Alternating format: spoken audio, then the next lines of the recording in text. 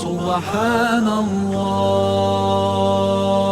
سبحان الله سبحان الله سبحانك ربي سبحانك سبحانك ما أعظم شانك سبحانك ربي سبحانك سبحانك ما أعظم شانك ندعوك ونرجو غفرانك ندعوك ونرجو غفرانك ربي.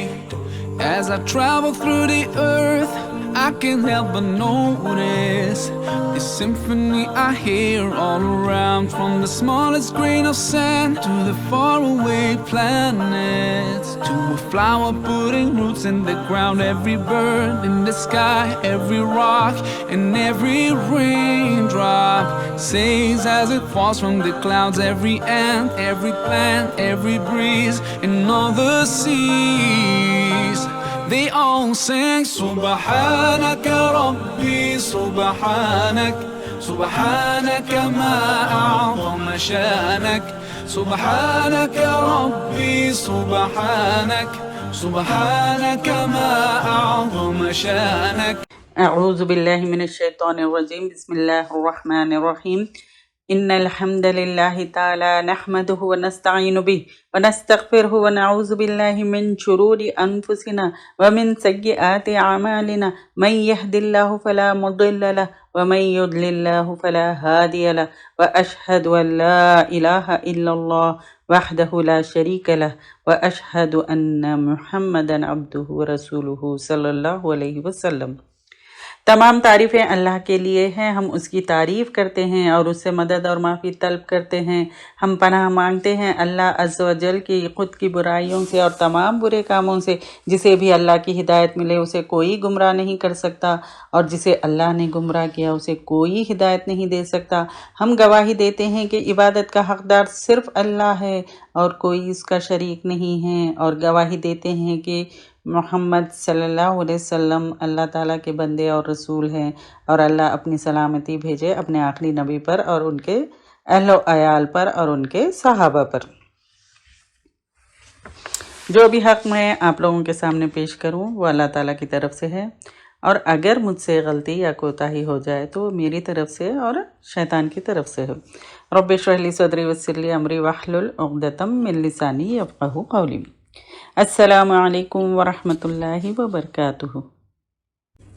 ہم 30th جز کی تفسیر لیں گے، اس لیے کہ زیادہ تر لوگ نمازوں میں 30th پارہ ہی پڑھتے ہیں، تو اس پارے کو ہم اچھے سے سمجھ لیں گے تو نماز میں جو ہم یہ صورتیں پڑھتے ہیں تو معلوم ہو کہ ہم کیا پڑھ رہے ہیں. اور جب ہم ان صورتوں کا ترجمہ اور تفسیر پڑھیں گے تو نماز میں خشوع بھی پیدا ہوگا، اور جب ہم تلاوت کریں گے تو سمجھ میں آئے گا کہ ان آیتوں میں کیا ہے اور اللہ تعالیٰ کیا فرما رہے ہیں.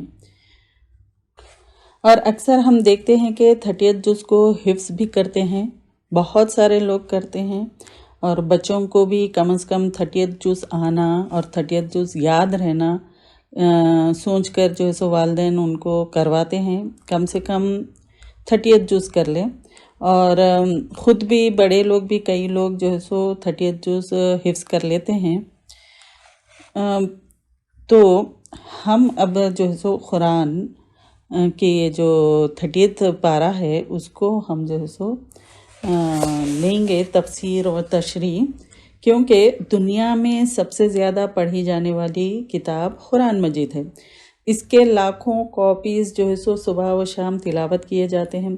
قرآن مجید کی تعلیمات کو سمجھنے کے لیے دنیا کے ڈفرینٹ لینگویجز اور پیریڈز میں اس کے کئی ہنڈریڈس آف ٹرانسلیشن اور کئی تفاسیر لکھی جا چکی. صرف اردو میں سینکڑوں کمپلیٹ اور 1000 کے قریب انکمپلیٹ ٹرانسلیشن موجود ہے.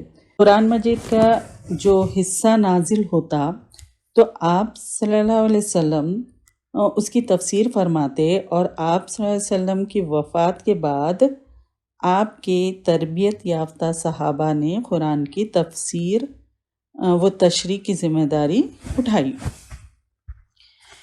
پھر پہلی صدی ہجری میں سیدنا ابی بن کعب رضی اللہ تعالیٰ عنہ نے قرآن مجید کی تفسیر لکھی۔ پھر حضرت عبداللہ بن عباس رضی اللہ تعالیٰ عنہ نے تفسیر لکھی، جس کی کاپی امام احمد بن حنبل رضی اللہ تعالیٰ عنہ کے زمانے میں مصر میں موجود تھی۔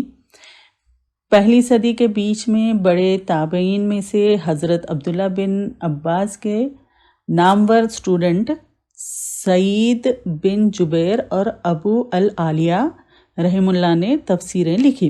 اس کے بعد تفسیر کا سلسلہ شروع ہو گیا۔ جتنی بھی تفاسیریں لکھی جا چکی ہے، کچھ تو بہت ڈیٹیل میں ہیں، کچھ مختصر ہے۔ دو طرح کی تفسیر ہے، ایک تو ٹرانسلیشن ان کانٹیکسٹ اور دوسرا ڈیفیکلٹ سٹائل کی وجہ سے اعلیٰ پڑھے لکھے لوگ یا پھر جو مدرسوں میں یا مدارس میں جو پڑھنے والے لوگ ہیں ان کے لیے فائدہ مند تو ہے، لیکن اسکول میں پڑھنے والے اسٹوڈنٹس کے لیے جو 9 10 ہے یا پھر اس سے بھی کم پڑھے لکھے لوگ فائدہ نہیں اٹھا سکتے۔ جو دنیاوی تعلیم حاصل کرنے میں مصروف اسٹوڈنٹس ہیں، ان میں جو ہے سو دینی تعلیم کا شوق پیدا ہو اور قرآن سے وہ باخبر ہو، یعنی قرآن سے وہ باخبر ہو سکے، تو ان میں جذبہ پیدا ہو سکے، تو عربی زبان میں ایسے اسٹوڈنٹس کے لیے ان کے ذہن کے مطابق کئی تفسیریں لکھی گئی، جن کا سٹائل جو ہے سو بیوٹیفل اور اٹریکٹیو تھا۔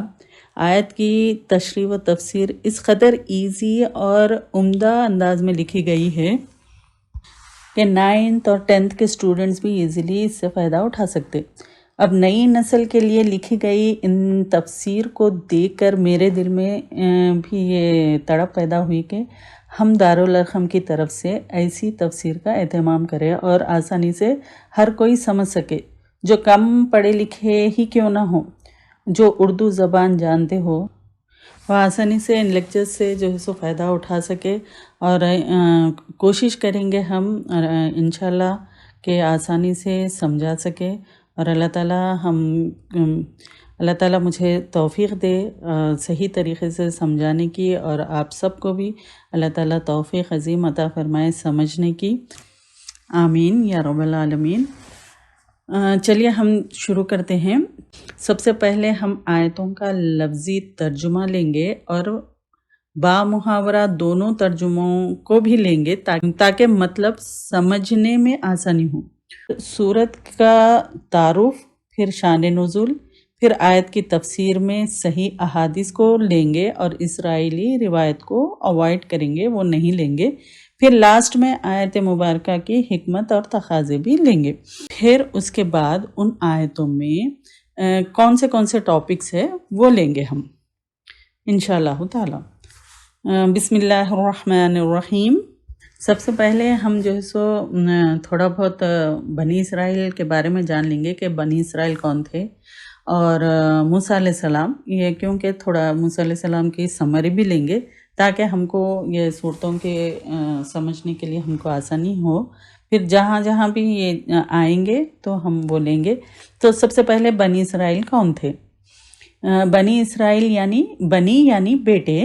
اسرائیل یعقوب علیہ السلام کا لقب ہے۔ اب یعقوب علیہ السلام ابراہیم علیہ السلام کے بیٹے تھے۔ اب ابراہیم علیہ السلام کے 2 بیٹے تھے، ایک اسحاق علیہ السلام فلسطین میں تھے اور اسماعیل علیہ السلام مکہ میں رہتے تھے۔ تو اسحاق علیہ السلام کے 12 بیٹے، جن سے 12 قومیں تھیں، تو یہ 12 بیٹوں کی نسلوں کو بنی اسرائیل کہتے ہیں۔ اب 12 میں سے ایک جو ہے سو یوسف علیہ السلام تھے، پھر موسیٰ علیہ السلام، ہارون علیہ السلام، داود علیہ السلام، سلیمان علیہ السلام، یحییٰ علیہ السلام، زکریا علیہ السلام وغیرہ وغیرہ، یہ سب بنی اسرائیل میں سے ہی تھے۔ تو بنی اسرائیل کا اصلی وطن فلسطین تھا۔ اب یوسف علیہ السلام کو جو ہے سو ان میں ایک یوسف علیہ السلام بھی تھے، تو ان کے بھائیوں نے کنویں میں پھینکا، پھر وہاں سے وہ مصر لے جائے گئے۔ پھر جب وہ مصر میں بڑا مقام پائے، اپنے بھائیوں کو مصر بلایا۔ اس طرح بنی اسرائیل فلسطین سے مصر گئے، اور یوسف علیہ السلام کا پورا واقعہ سورہ یوسف میں بھی ہے، سورہ یوسف کی بھی تفسیر آپ دیکھ سکتے ہیں۔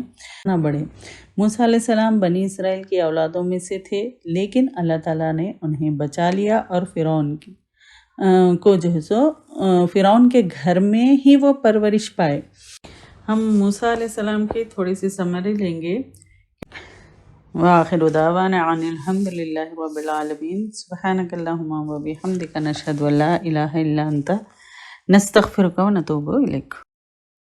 اللهم اهدنا فيمن هديت، وعافنا فيمن عافيت، وتولنا فيمن توليت، وبارك لنا فيما أعطيت، وقنا شر ما قضيت، إنك تقضي ولا يقضى عليك، إنه لا يذل من واليت ولا يعز من عاديت، تباركت ربنا وتعاليت،